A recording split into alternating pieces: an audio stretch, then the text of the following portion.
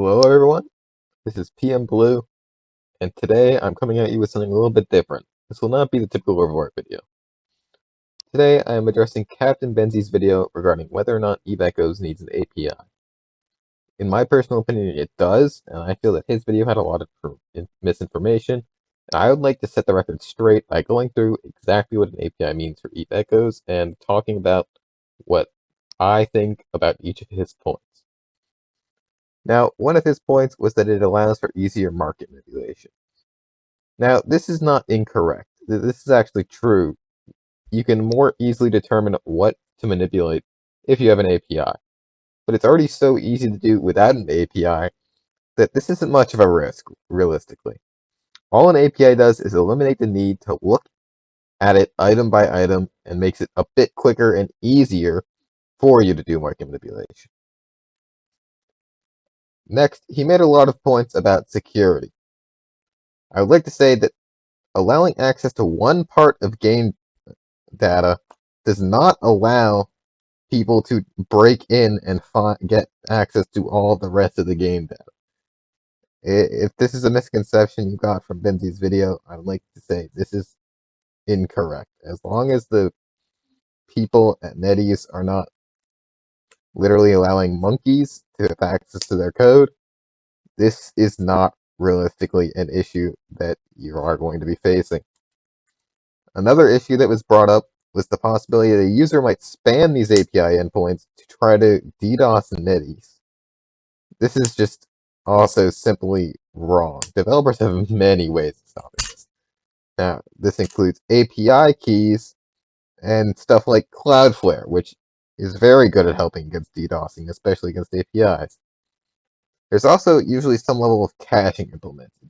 Now, Benzie tried to say that, oh, if you spam it, it's going to have to get that game data like a million times a second. This is false. Usually, in an API, you have some level of caching so that you're not having to access the database that many times per second. For example, my website, for my Killmail website, does not access the data every time you make a request. In fact, if someone were to spam request my Killmail website, they would find that it only updates every 5 minutes because it caches the result. And this is a fairly common practice on an API server. Also, API servers are usually separate from game servers, so spamming an API, even if it were to be an issue, would not cause gameplay issues in realistic. The next point he made was that the casual player wouldn't use it. Now, I think Benzie was only thinking about this from the direct usage standpoint, where only 1% of the population of players or less will actually directly use an API, because obviously not everyone in the game is a developer.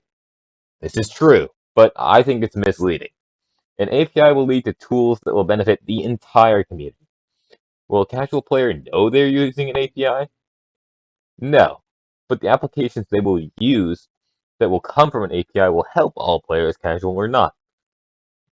Could it theoretically be an advantage to developers? Yes, but developers always have an advantage. For example, Care Bears with Guns has an advantage because they have me developing tools, custom tools, that allow them to do things that other alliances cannot. I prioritize features as they need them as well. So it while it gives developers a little bit more of an advantage, it will help the community as a whole, and I think it's personally worth it. It literally will help everyone. Another point brought up was that a Killmail API, such as EVE Online's, would expose people's ship fittings.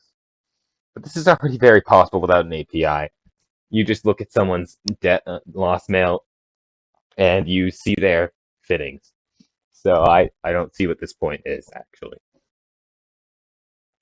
He also brought up the fact that it's fairly easy to make a basic API. This is likely true with the way NetEase has the game set up from what we know. Making a basic market API should not be a huge project, for example. He was correct, however, in that an EVE Online style API would take a ton of manpower resources, and it would take a lot of effort.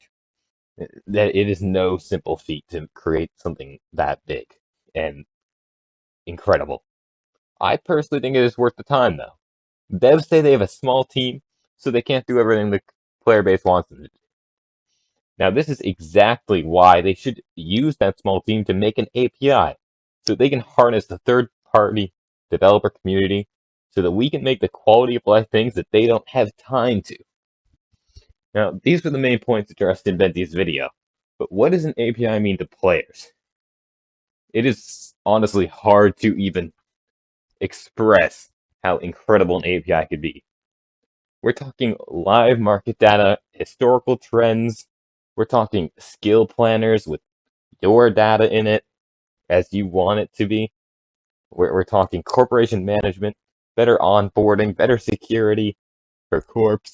We're talking automatic buyback, automatic SRP, better industry planning, and kill boards that are even more accurate than my own because they will not be missing any kill mills. Now, I personally think all of this and more is absolutely a way more than is needed to justify an API. And the best part is that all NetEase has to do is create the API and keep it online, and the third-party developers will do all the rest of the work for them. This is free labor that they can exploit. Since NetEase seems to love exploiting people, I don't see why they wouldn't want to do this as well. In fact, they could even probably charge an API.